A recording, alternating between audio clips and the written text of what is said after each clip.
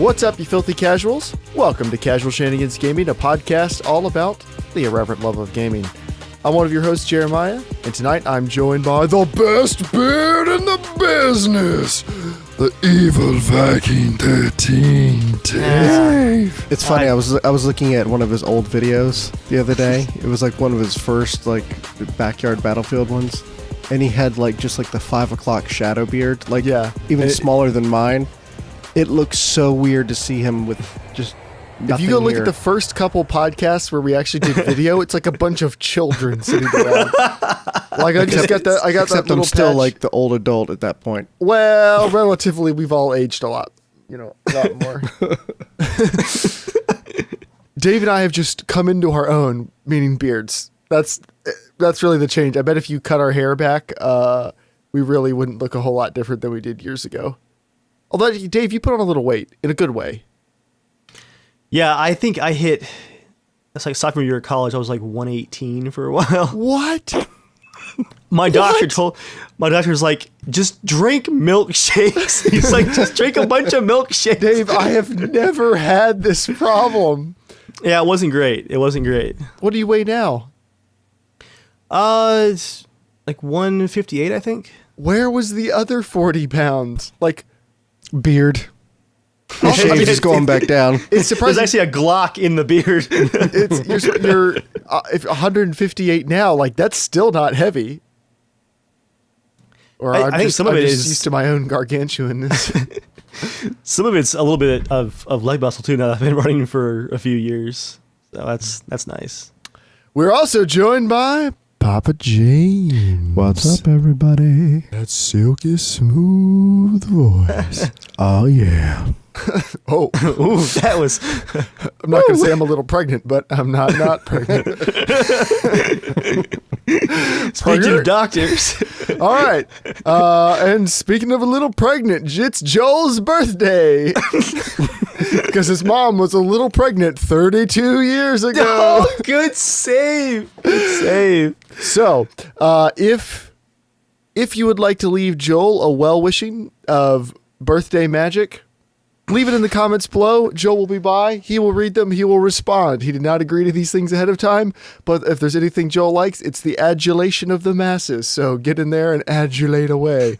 But he was talking to me today, and he stops and he glares at his phone and he goes, "So many freaking birthday thanks yous," and he's swiping them all away. I was like, "You're such an old man. Like, go away, people who adore me." But happy birthday, Joel. I hope it's a good one. It'd be better if you're hanging out with us, but I guess going out to a nice dinner with your wife is fine. All right. Enjoy the knee and back problems that are coming. Oh, each year. Grim Reaper James. I don't know. I'm already there. You'll all find out. James, I'm just imagining in the It trailer, instead of the "You'll float too," it's "You'll ache too. You'll ache too. You'll ache too." We all ache down here. Also, Joel, your birthday surprise is coming. Ooh, I ordered him something too, actually. Dun, dun, dun, dun, dun, dun. Yours sounds scarier, though. We couldn't give it to you on your birthday. We got to give it to you later. It's now time to start the show like we always do, with the rigmarole. If you like to watch the podcast live and hang out with the racist person who opened up the chat on my channel, you can go to youtube.com/germgaming or youtube.com/casualshenanigans Thursday nights at 8 p.m. Eastern Standard Time, where the lovely members of the Casual Shenanigans community will ban you. Be nice. It's not that hard. You can also follow us on Twitter at casualshenaniga. If you can't come watch the podcast live because the time zones don't work out, or because you don't love us enough, you can catch the show later on iTunes, Stitcher, that one episode on Spotify, Google Play Music, and youtube.com/casualshenanigans. Launching into our main topic tonight, we're going to talk about what we've been playing this week in depth. So, James, would you like to talk about anything you've been playing this week before we get into one of the big games we're playing? Don't know that I actually launched a game this week. Have you played Cuphead yet? No, I've not purchase that. Okay. John has been playing Cuphead. He says Cuphead is excellent and it's freaking hard. Well, yeah, but John likes self-punishment like that. He loves the Dark Souls games. He likes Salt and Sanctuary. Well, this is a platformer. You like hard platformers, don't you? I do, but like, it's that punishment. Do I want to be punished by a game or find something else in life to punish me? James is just staring at the counter, and there's a whip, and there's a bag of marshmallows, and he's just going back and forth. He's like, no punishment tonight. He grabs the marshmallows, then he's just rolling around on the floor on them. This analogy didn't really have an end. What? So anyway, We gotta stop doing these podcasts after work days. I think it makes them better. Leave us chats down below. Since I've gotten more tired and sad, is the podcast better or worse? I think it makes them better, laughed Jeremiah maniacally. I think it makes them better. I remember less and I hurt more. So anyway, Star Wars Battlefront 2's beta was this past week. And Dave and I played it. Dave. We did. You're a big time YouTuber. So obviously, big. checkmark big, if you know what I'm saying. Not play button big. The term is verified. So, use the Anyway. term. So, I hit my mic. what did you think about the Star Wars Battlefront 2 beta? Let's just dive in. All right, a couple of thoughts off the top. It took a while to click for me. I played like 2 hours before I'd say that I had any fun. Mainly because you have the usual problem where people who got early access, I didn't play for a few days, they know the maps, the weapons, and how the game works immediately. So I was jumped into the game to be killed by bunny hopping battle droids who were 360 no-scoping me like it was Call of Duty, which was just a few weeks ago and also hurt me. But I think for Battlefront, the first impression, besides just other people being ahead, what hurt was to be killed by someone who was obviously knew what they were doing, who also had every single star card row filled out with a gold star card. Plus 5% this, plus 10% that, and you're sitting here with nothing unlocked, no idea how the map works yet, and you're going, this is just like another boot stomping for new players where, from what I understand, the star cards are permanent. You don't have to replace them every round. They don't expire. So once you collect all of the good star cards that give you all these percentage boosts and unlocks and stuff like that, you line them up and you have permanent boosts to your abilities. So not only do you have, again, players who know the game better, who have more weapons unlocked, they now have better damage, better defense, and everything else. There's actual, almost very slight cheaty bonuses. I think it was either Level Cap or Jack Frags tweeted that there's a star card that they got in one of the random loot crates in the game's loot crate system that gave their Y-Wing 40% extra health. 40%! How is that supposed to be balanced? Anyway, I thought we were going to talk about more gameplay stuff before we got right into the complaining about that. But sorry, let's do it. No. Because I want to talk about this. Okay. The game is pay to win. Anyone who disagrees is ignoring cold, harsh reality. You can pay money and get things that give you a direct advantage in a primarily multiplayer game. It is a AAA game that is blatantly pay to win. I'm ticked off at Forza's loot boxes. They actually turned out to be more annoying than I thought they were going to be a couple weeks ago when I talked about, I didn't think they were going to be such a big deal in Forza.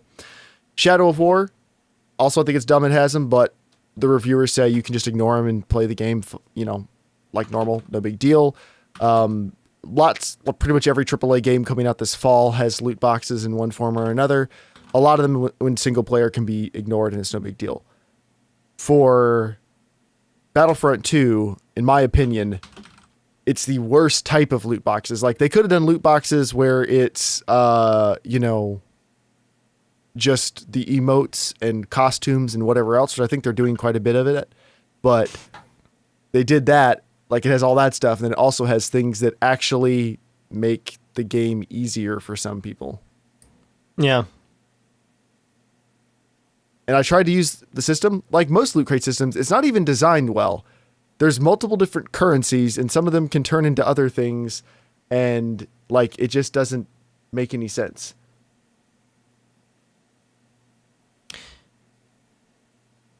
Yeah, and I didn't want to sit on loot boxes again, but it is worse than I thought. So yeah, let's just rant about it for a little bit, because I do have some positive things to say about Battlefront coming up. But now that we're on loot craze, let's just sit on it for a few minutes. Yeah, let's start with the negative so we can finish on stuff we did like about it, because I don't want to make it sound like it was a terrible experience all the way around or anything. But on a nitpicky note, I am now 100% in Joel's camp. He laughed immediately in Battlefield 1 at the battle pack opening animation where it's like whoosh, whoosh, whoosh, whoosh, and the crate it is kind of ridiculous. Yeah, it's so over the top.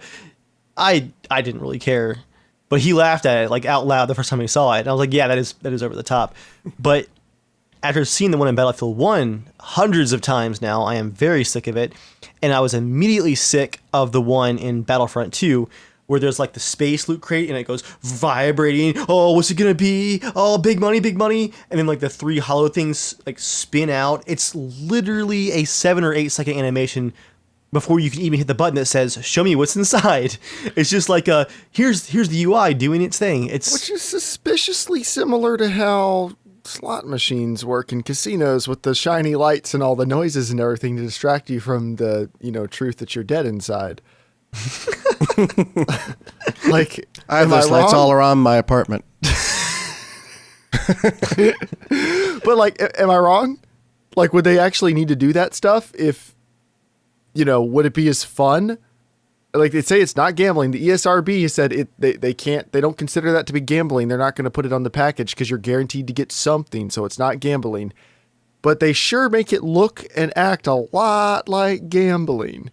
But when you play the lotto, you can get 50 cents back sometimes. So it's not gambling. Hey, somebody's got to win, Dave. Okay. But yeah. So the currency system, in my opinion, doesn't really make a lot of sense. I played I tried the loot boxes once because I was like, I need to figure out what's going on. I poked around in it. I wasn't exactly sure what the difference was. Like, I wanted to craft something, but I wasn't sure how to do that. And then there were multiple currencies that aren't really explained that are represented by symbols that I don't know what they mean. Fortunately, you couldn't spend real money in the beta, as far as I know. I could be wrong because I don't understand what was going on. Okay. So I got some cards and then I used them. I didn't actually like the things I got, so I don't know if that's good or not. So I got things I didn't like with money I didn't want to spend.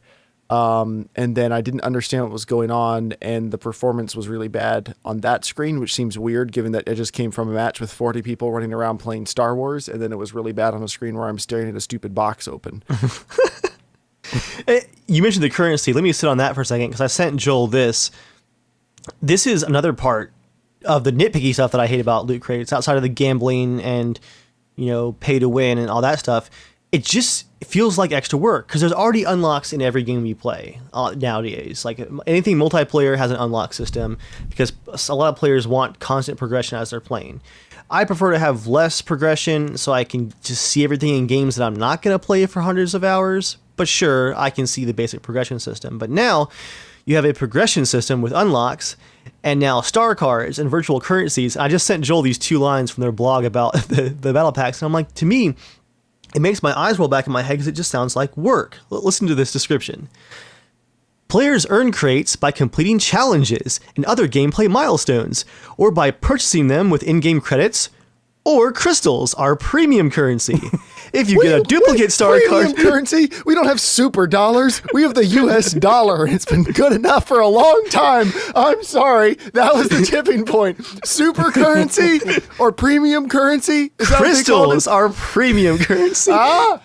If you get a duplicate star card in a crate, you will get crafting parts, which you can then use to help upgrade the star card of your choice. So now we have unlocks, we have loot crates, we have in-game credits, we have crystals, and then we have crafting parts. Like, guys, this just sounds like work. Like, I need like a flow chart for this. Premium currency is like Bitcoins where they can just go up by 1,000% overnight and you're like, this is incredible. And then it crashes down and you're like, oh, this is what reality's like. Premium currency. Would you guys agree that is like beyond unlocking weapons? That just sounds like a lot of things that you have to. It's keep unlocking pain. It won't make you happy, kids. It won't. Well, we have Brooke and Jeremiah. You're still not going anywhere in life. Get off your couch. Get an education. Don't learn how to use this system. You're better than this. Don't start up gaming podcast. Throw your games away. Don't pre-order. Oh, man. The only thing that can make that worse if they're like, you can get premium currency. Crystals. Premium crystals. Now, James. You can get premium crystals by pre-ordering the game. I would be... Now, James, you didn't play the actual beta, but I'm sure you have some thoughts on the loot crates. Besides just anger. Well, no, I don't see anything good out of loot crates at all. Like it's kind of fun when you work towards something and get rewarded for it. But anytime you can cheat the system and purchase it, then it's just... I don't like games that have any imbalances. If you're going to beat me in a match, it's because you're better than me, not because you've spent more money than I have. That frustrates me. Yeah. Yep. That's all I got. I mean, you don't even have to play the game to be angry about that, for sure. I mean, I think that basically sums up the loot crates. Like, it's work, it's pay to win, and it's a distraction. Let's move on to the next thing that's bad about Star Wars Battlefront 2. The visuals. All right, I appreciate they were going for a little bit of like that retro, older Star Wars feel that you kind of got more of in Rogue One. They were trying to simulate like the tube TV, tube computer monitor effect. I don't feel like it was necessary to do that over literally every piece of the UI. I feel like that was maybe a bit much. Granted, this is the beta. They could change stuff, so that's not necessarily like going to be the entire time. I feel like that was a bit much. Also, speaking of a bit much, the chromatic aberration needs to die in a fire. It's so strong. It is too strong. Chromatic aberration. It has more chromatic aberration than the original Star Wars movies. Chromatic aberration means you have a bad lens, or it's something that happens to lenses. Better lenses have less of it. Less chromatic aberration, less color fringing.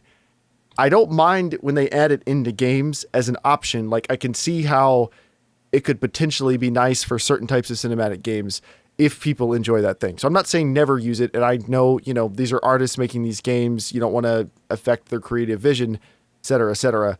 But I can't help but feel that it should be an option because it makes my eyes swim and I hate it. Like, that's me just being a little selfish. But I think a combination of that, the film grain, the stuff they did to the UI, and just the levels of pop-it and everything else, I think this looks worse than the first game. People have made screenshot comparisons on Reddit, and I think in pretty much every way, this is a worse-looking game than Star Wars Battlefront 2015, which was a great-looking game. So it's not like it was an okay-looking game for the time, and this is shameful that this hasn't reached its heights. If it looked just as good as the 2015 version, that'd be fine. I think it looks worse. And I don't think it looks worse because they didn't put a lot of work into it. I think it looks worse because of this post-processing stuff. That's what makes me upset. I wish maybe they'll give us the option to just turn that off, and then I think I'll probably be pretty happy. Well, I think a second problem is almost like they've fallen victim to their own engine's power. They're trying to do a little bit too much. Theed is the name of the planet. Is that correct, James? Yeah. Okay, I just want to make sure I had it correct. On that map, they have a ridiculous amount of particle effects, I think just because they can. There are so many swirling piles of leaves and dust and pigeons that fly around. Combined with the chromatic aberration and the film grain, it hurts my eyes to play that map. It literally hurts my eyes. And then there's also, at the beginning of the match, a cool idea. You have all the landing craft coming in. The droid army is going to attack the palace. And the clone troopers are going to defend it. Cool setup.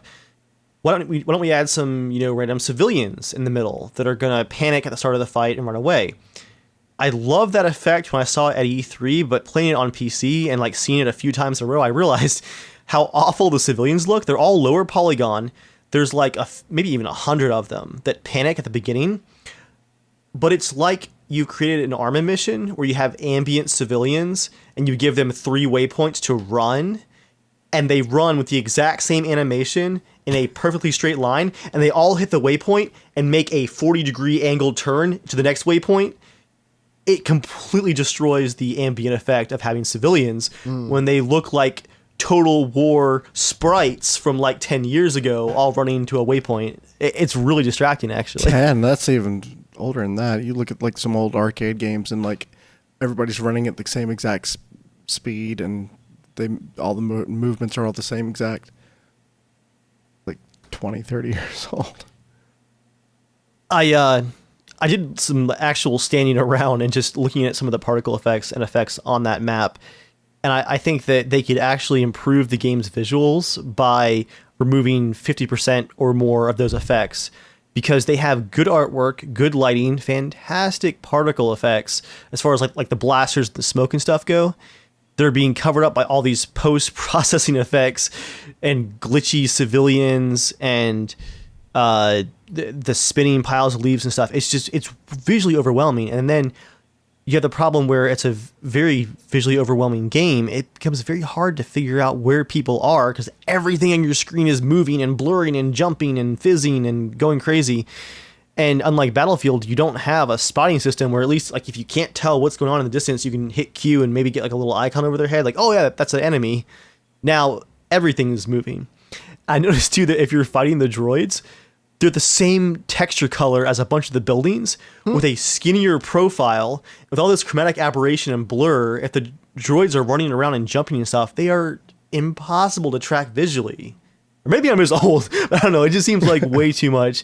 I think a lot of the beauty of the original EA Battlefront was the large open terrains that used the photogrammetry texturing with the high resolution cliffs and stuff.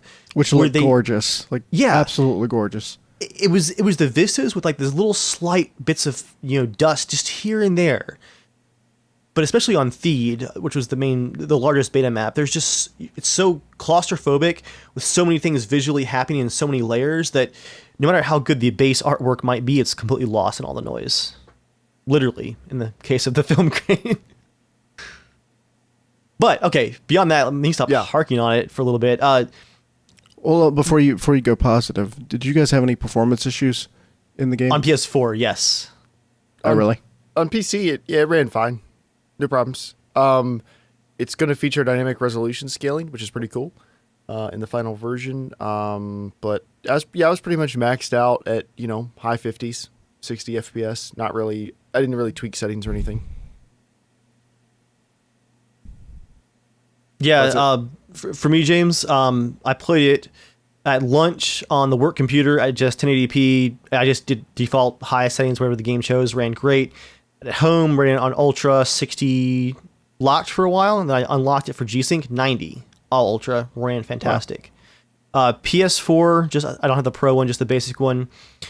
Severe frame rate drops. Joel said it was supposed to be 60, but honestly, the frame timings were all over the place. I couldn't even tell it was supposed to be 60. And the pop-in was horrific. There was a ring of grass on the smaller, the strike map? It's like capture the object and get it to the point game mode. And like it's at the temple from the last movie. There's a circle of grass about 11 feet away from your player character. As you're running, you just see the grass like in a line rendered in. It's right in your face. It's really, really awful. Like the really cheap RPGs that I play sometimes where literally you're running and the world's loading. Yeah. But yeah, on PC performance was fantastic. It was great frame timings. Joel said that he had performance problems on PC, but he said the same thing about Call of Duty beta as well. And I wonder if he's just running a super old driver at this point. I had a little bit of an issue. I played it for like 30 minutes, just playing to mess around. And I couldn't get my settings right, and at the time I was just like, all right, I'm done. But I was getting some pretty bad stuttering. And it could have been a driver thing. I don't think my drivers are that old, but yeah.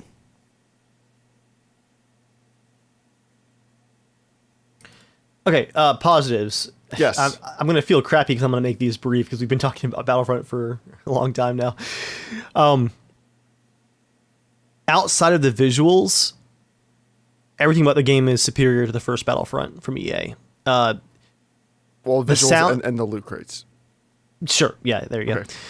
go. Yeah, I forgot about the first rant. I was so into the graphics now. And now I lost train of thought. Sorry, I didn't mean that. It's superior in every way. Superior in every way to the first one. So for the loot crates, I was gonna say about the sound. The sound is just as amazing and Star Wars feeling, and it actually sucks now because the sound is just as good as the first EA Battlefront, which is basically perfect. It sounds 100% like Star Wars. Then now that's like the base minimum, and it sounds amazing, but you just don't notice it anymore. I was like, that sucks for them. They can't ever do a worse job. They're also never gonna, I think, have that hype of like this sounds just like a movie ever again. But it does. It still sounds amazing. And the gunplay definitely felt like it had a little bit more depth to it. Like there was a skill gap that is there in the second game that was not there in the first game, I think. Once I got a handle on how the maps worked and how the game modes worked, I had numerous runs on both PC and PS4 where I was able to take out a couple of players and then use a certain perk to like maybe lay down some burst grenades to cover like a retreat and reload my gun at just the right time and get into a corner and recharge my health, meet up with a squad leader who gives me like a boost, and then we hit the objective again. It just felt like a lot more thinking was being done compared to Battlefront 1, where it was just spawn, run in until fire all your stuff till all the cards are empty, die, respawn, charge in. There were a couple of runs I had where I'd be alive for like 4 or 5 minutes, which I don't think ever happened in the first Battlefront. It was always just charge in and just chaos. Now, on that though, I actually have another negative to bring up. The squad system. Well, sorry, I just remembered. The squad system. This is good. It seems confusingly bad. Where it creates your squad based out of whoever you happen to be spawning near. Is that incorrect? Like whoever is dead and ready to spawn now gets to go into a squad together? Is that correct, Dave? Like, am I wrong? Yeah, and that's so confusing that I literally thought that was just a reinforcement system like Rising Storm 2 has. I didn't realize it was creating a dynamic squad or whatever for you. I had no idea that's what was happening. Right. So do you know a good reason why you want to do that? I guess so you're spawning with a group of people every time. Are they just committing to the fact that, yeah, people don't actually play with their squad, so let's not pretend? I mean, do you think that's what they're doing?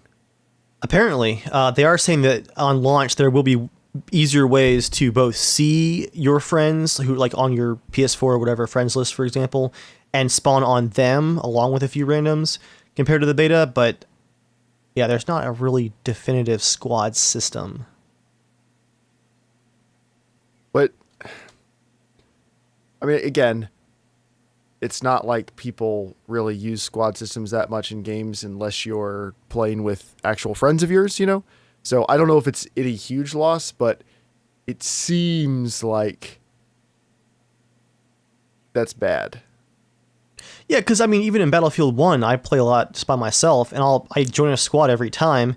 I don't always run with them, wherever they're doing, but at least I'll have someone to spawn on and share an XP boost with or whatever in the squad.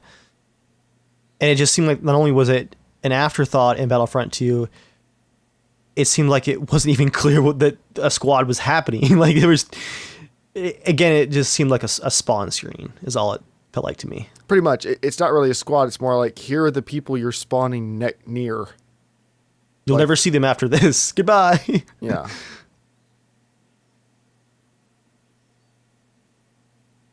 All right. Sorry. Back to the positives. But yeah, once the game clicked with me, I did actually end up playing for a couple of hours on PC and then an hour and a half with Joel on PS4, and had a lot of fun on both modes.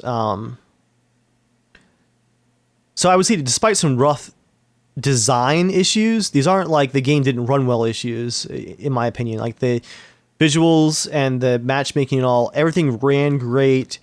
I just feel like there are some design issues that need to be worked on before launch. But I did have a lot of fun by the end. So, is this going to be a buy for you, Dave, or is it going to be a wait? I will probably get a PS4 copy actually to play with Joel and Joy, I think. Just because if I play Battlefront 2 with Joel, I'm going to have like vicariously an amazing Star Wars experience no matter what. Like it's like an easy default. You know, it's like playing DayZ with you and Shane. Like it doesn't matter how broken that version is. If we play together, none of us are having real fun, but we're having fun together. So yeah, loot pals. That's kind of where I'd come down on it too, just because of the multiplayer nonsense. Unless they significantly change that, I don't think this is a game I want to support with my money for multiplayer. Like, I don't think I would enjoy the multiplayer on my own in the slightest. I'd probably enjoy playing it with friends, but that's it. And then if the single player campaign is good, I am excited to have it like an awesome Star Wars campaign to play. Oh yeah, I keep forgetting about the single player, which does look really good. Yeah, like I'm excited about that. So I'll wait. You know, I'll see some reviews and stuff. But is the single player kind of like, you know, like Unreal Tournament would do you can play online with people. If you play offline, you're still doing like the same type of matches. No. It's a full campaign, they said. Right. But is it structured like this group versus this group, or is it like, like more of a FPS game? Yeah, I don't know. Like, you know, Call of Duty has a very distinct multiplayer from, you know, I believe it's going to be like that. I think it's supposed to be like a real campaign. Okay. Not just I think that's the impression I've gotten from everything. Looks like they're introducing real characters and stuff, but who knows? We'll see. But, yeah. Well, I'm probably going to get it pretty quickly after it comes out to do a video on it, but I don't think it's something I'm planning on playing a lot of. I guess I'll just put it that way. Yeah, I mean, that makes sense. I ended up enjoying the first Battlefront a lot more than I expected. So I'm interested to see what happens with this one. I think I got 75 hours over the years or so that I played Battlefront 1 on PS4. That's not bad. And that's what we're playing this week.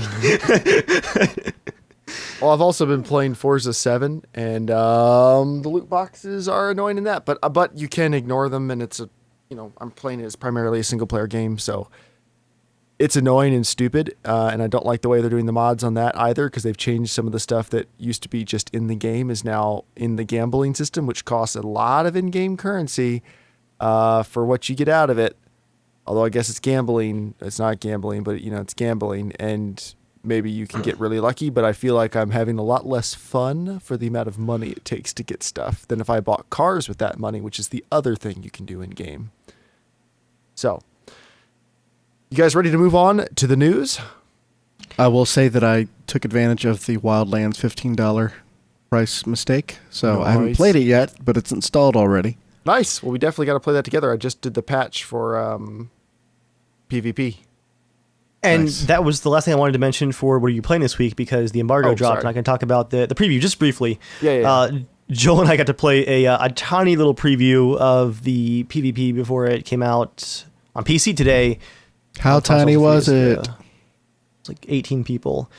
We got absolutely rolled over by Operator Drewski from over on YouTube and his squad. They played through the game together, like the base game as a squad, and played a bunch of the open beta. I had never played PvP. I missed all the open betas, so this was my first experience. These guys were so coordinated. We lost almost every single round, and it was hilarious. I watched Operator Drewski's perspective. There came a match where Joel and I were the only ones on comms together. We were playing with a few randoms in the preview who were on our team, and we just had been getting killed so quickly by the other team. We're like, what if we just literally hid behind this rock in our spawn zone and just see how long, just like it's like an experiment, we would last?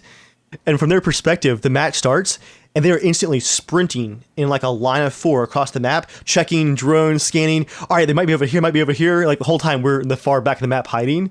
And finally one of them goes, they're so timid. Why are they so timid? And I'm like, because we're gonna die. Timid is a nice way to put it. Why are they scared?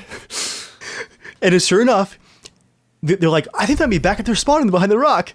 They droned us, found us, mortared the position. As soon as we left cover, snipe, match over. Like even hiding back in our spawn couldn't save us. But despite the trial by fire, I was incredibly impressed with what they have set up for PvP. You guys haven't played it yet, right? No. We're going to play it tonight, though? Sure. Right? Yeah. I can really see how long was that window open, Dave? It's like 12 hours. 12 hours, 12-hour window. It was a 50 gig download. Yeah, it wasn't... That wasn't like, if you don't own the game, that was just an additional download from Wildlands. But just looking at the amount of classes and thought that's gone into the design for the PvP, I'm incredibly impressed. This would sell on its own with more maps. I think it's only 8 maps right now, but if it had more maps, I could see this selling as a standalone game for like $35 easily. Really? Just for the multiplayer? When you launch it and see how well thought out it is, I can see why they haven't launched it until now. I was surprised, to be honest with you. I was expecting like a throwaway multiplayer because it wasn't even on my radar for multiplayer. Do you think they will? Do you think they'll pull a H1Z1? And like, if you've already gotten in on at this point, you get it now, but we're going to sell it separate after this? I wonder, honestly, because I think because there's nothing else like it, it's kind of like Battlegrounds, I think, in that there are no third-person Ghost Recon tactical style. It's almost like a Last of Us multiplayer style, but, modern military. There really is nothing like it out there right now. Maybe the closest thing would be Rainbow Six, but that's, first person. So this being a third-person game, it is kind of its own unique thing. I think it has a lot of potential, so I was impressed. Nice. Is it Dave, did you play any Machinki? Last week, I'm now in the second Steam age, and I built my first like 1940 style luxury passenger train, like the kind of Art Deco style streamlined steam engine, and it is currently my desktop wallpaper. Heading down the tracks with all the passenger cars, all the Pullmans. Yeah, Machinki is now in early access on Steam for $25, I think. If anybody was looking to pick it up, we'd recommend. How much was it? Sorry, how much? $25. Oh, that's not 25.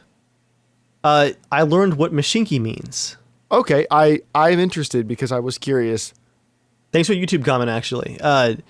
Neither of you guys Googled it?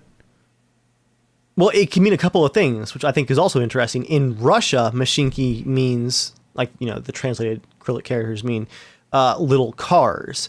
But it's slang in Eastern Europe and the Czech Republic area where Jan, the developer's from. It's more of a slang for little trains or toy trains. So, Machinki. Kind of fits. Okay. All right, it's now time for the news. News time. So, first bit of news. Shadow of War, Lord of the Rings, Shadow of War's loot boxes have already been cracked. What? What does that mean? So, there's a trainer out there which enables the following cheats. You can get infinite health, infinite arrows, infinite focus, fast kill, infinite might, instant fill rage, mega XP, and you can set your skill points and silver coins to whatever you want. And this isn't the pirated version of the game. This works even on uncracked games. Oh boy. So, I think that's Look, guys, it's old school cheats in our single player games, just like they used to be. Well, that's kind of funny. It's like, it's kind of fighting back against loot boxes, but it's weird because like cheat codes used to be a normal thing that developers put into games to let you do whatever you wanted. Like, that's kind of just old school gaming. Kind of interesting. Next bit of news, Lawbreakers, Cliff Bleszinski's competitive first-person shooter, launched. It was trying to compete with Overwatch. If you don't play either and people showed you artwork, you might have a hard time telling the difference between the two. The online player count dropped as low as 10 people today, with 97 during a 24-hour peak. Oh my gosh, that sucks. That sucks so much. That's worse than Battlefield Hardline, which is probably a better game. So they said that they're working on improving it, and they think they're going to be able to get their market back. I mean, Rainbow Six Siege went through a tough time too before blowing up, but I don't think it was 10 players at a time tough. So that's unfortunate because from all accounts, it seems to be a pretty decent game, but that's a shame. EA's feedback on the crate system in Star Wars Battlefront 2. So EA released a blog post, and they did some, community shilling at the beginning. There's a couple paragraphs where they talk about, we're going to check out all those things you guys told us, and we're definitely listening to your feedback. Thank you guys for making this beta so successful. So let's get into some specifics of things they're going to change. They said, things they want to talk about. There are many things you can earn in the game. This is me reading their blog post, including weapons, attachments, credits, star cards, emotes, outfits, and victory poses. As a balance goal, we're working towards having the most powerful items in the game only earnable via in-game achievements.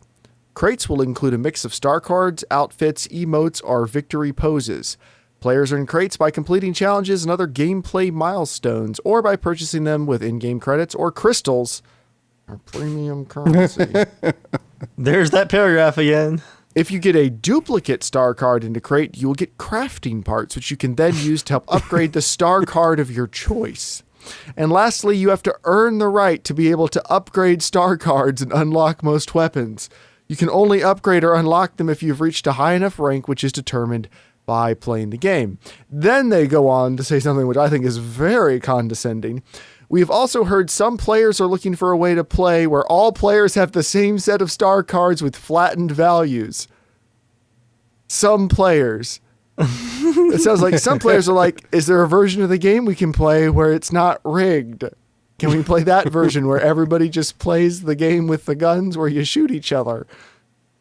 Like everything else, we will continually be making necessary changes to ensure the game is fun for everyone. We will work to make sure the system is balanced both for players who want to earn everything, as well as for players who are short on time and would like to move faster in their progress towards various rewards. That sounds very derogatory. Read that sentence again. We will work to make sure the system is balanced both for players who want to earn everything. They want to earn everything. As well as for players who are short on time and would like to move faster in their progress towards various rewards. Does that sound to you like we're going to design it for traditional gameplay as well as for people who just want to pay some money and get all the way to the finish line now? But it categorizes people like it's a system of, these people just have to do it all on their own. Like, when Dave plays a playthrough of like Witcher, he wants to not fast travel but ride the horse. It makes it seem like it's a fringe group of people. The horse, Roach is her name. Roach. So I don't think they actually mean it that way. No, but it's I think they miss the intent of, it's not that people just want to grind through and get that stuff. They just don't want other people to be able to cheat to get ahead. It's not cheating. It's an integral part of the game. Well, and it shouldn't be. That's it. Yeah. Next bit of news. let me ask you before we move on. Yes. If you had heard about the idea of loot crates 10 years ago, 15 years ago, what would your thoughts have been then? Probably the same as it was a year ago. Like, I don't get it, but, more power to you. I probably wouldn't have cared about it. Honestly, I didn't care about it that much 6 months ago. I still wouldn't say I care about the idea of loot crates so much. Like, if people want to have 10 levels of unlockables in a game, that's fine. Do whatever you want. I really don't care until we get to the stuff we've been seeing lately, where features that were in previous versions of the game are taken and moved behind a virtual paywall, even if you don't have to pay real world money. If you have to grind in the game to unlock features that you used to just have, I don't like that. To me, that doesn't add any value to the game. Like, I enjoy the thing by having it, not working really hard just to get back to it. And then also in multiplayer games, to me, it's just unconscionable to have pay to win in a multiplayer game that you are paying $60 for already. Like, that's one of the hallmarks of however you monetize games. You're not supposed to make multiplayer pay to win. That's across the board. That's always been the death knell for any game, is when people accuse it of being pay to win in multiplayer. Yeah. Well, before, pay to win was you pay for cheats to win. Right. Now, And you can pay the developer to get the advantage. This isn't directly paying to win, to be fair. It's not going to guarantee you're going to win. You are paying to get an advantage, though.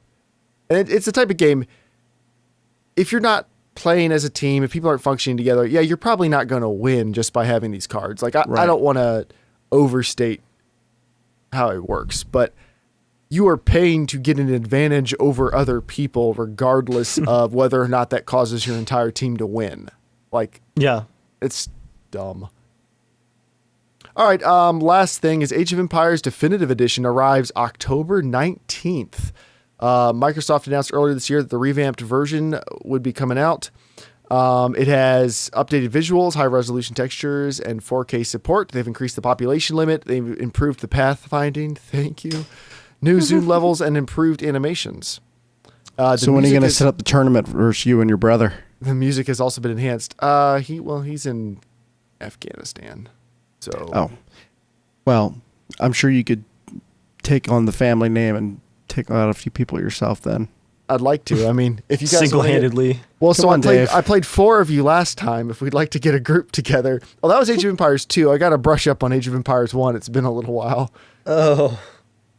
I don't want to remember that. Think how much better I'd be if I could read the UI because it scales to my 4K monitor. If I wasn't doing it all off memory. We're going on like 17 years of memory now. Wow. I've played that game longer than pretty much anything else. I mean, I don't play it that often, but. Still counts. It's like me and Witcher. Haven't played it in a month. Still counts. Still playing. But anyway, Dave, what's your news? Fortnite, which has a Battlegrounds mode, basically. Let's just call it that. Has now had 10 million players try it out. Try out just that awesome. mode or the whole game? I think just that mode. It's Okay. free to play. I mean, they made so it free to that's- play. So Yeah. They're also now, because of that, they're kind of in that spot where DayZ was for a while, where cheaters love the game. Because it's a game where you can you can grief somebody quite a lot. Because you waste their time, and a lot of them are streaming or recording. They love hunting down streamers. So Epic Games Tuesday,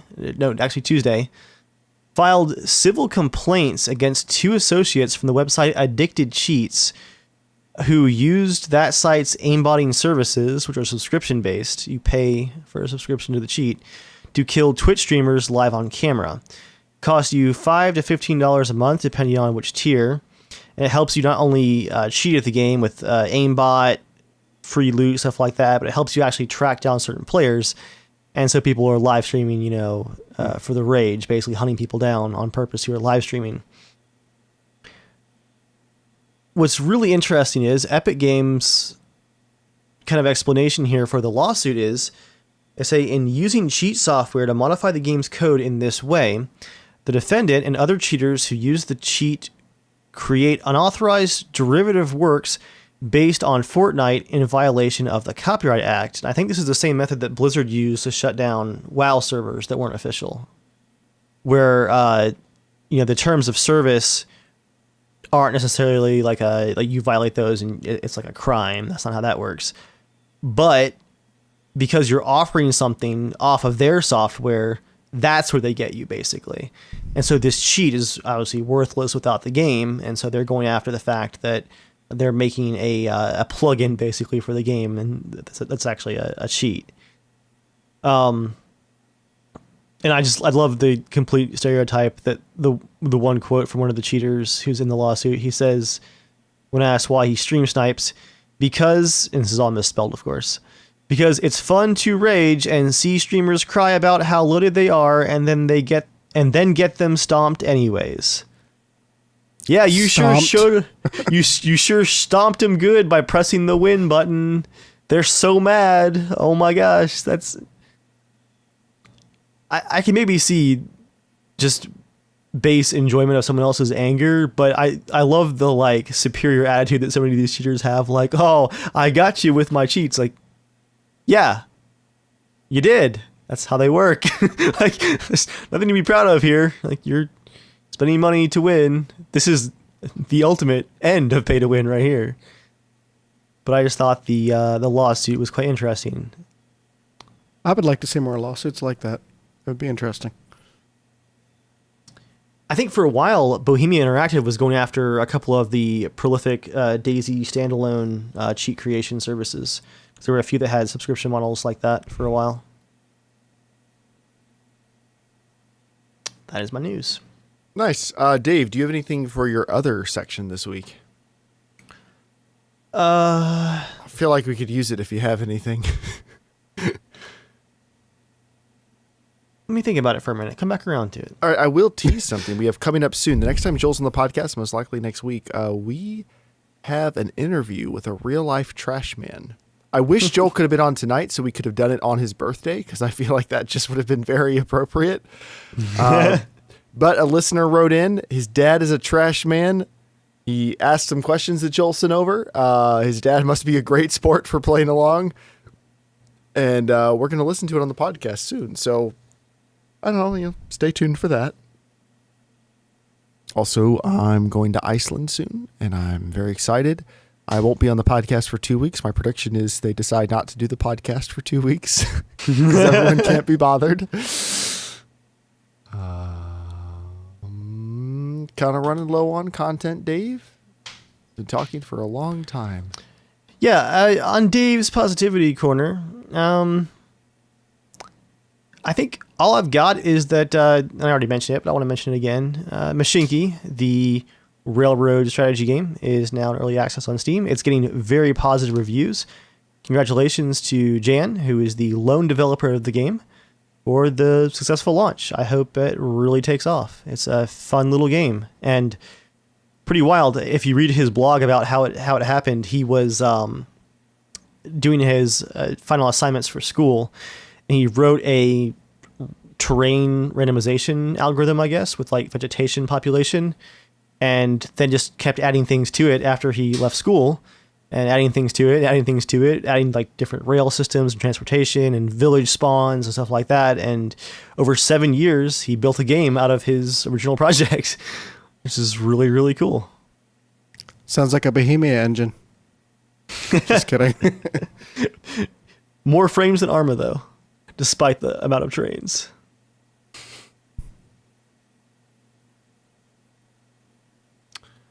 Dave, do you have any comments you want to read for us this week? Anything nutty?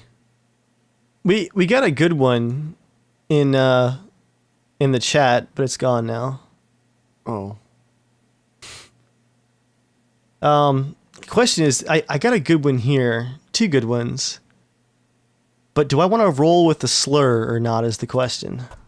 Absolutely. It depends on the type of slur. No, I'm just kidding. You can censor it a little bit if you want to. Yeah, I'll censor it a little bit. It's a comment.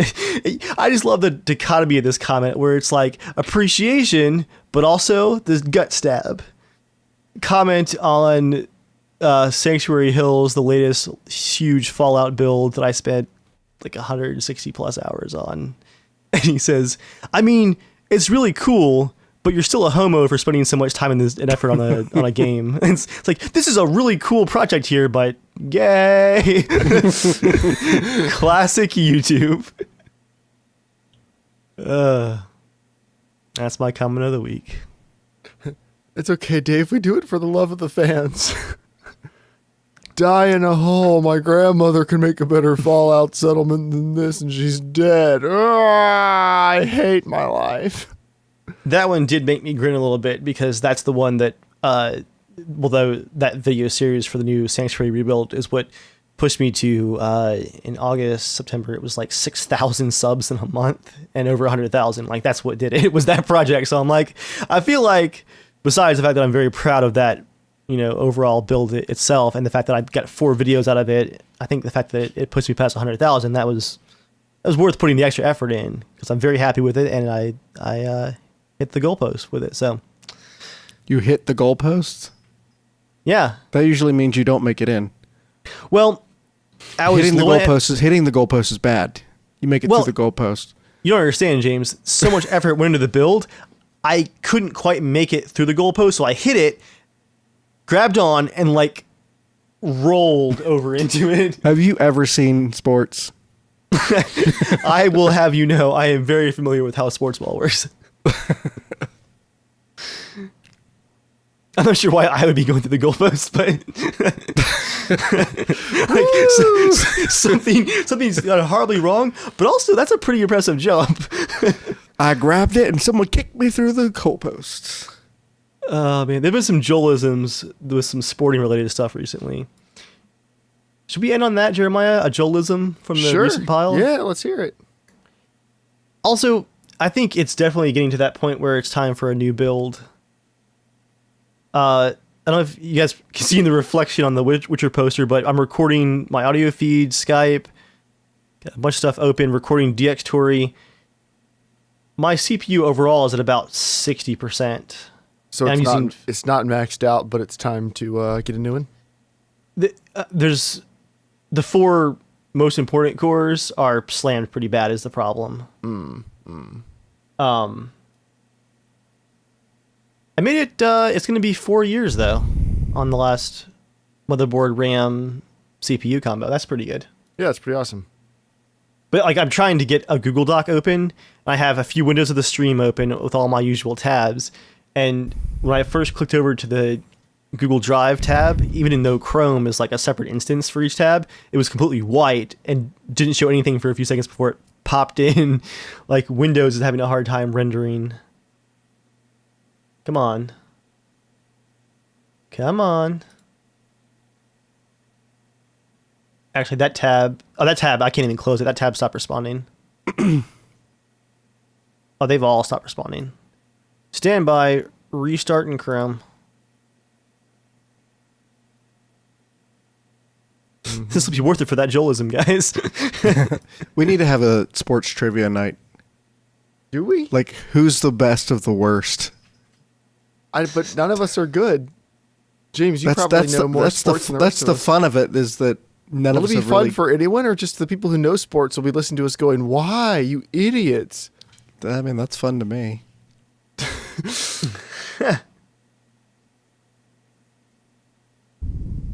Okay, Google Docs is now working.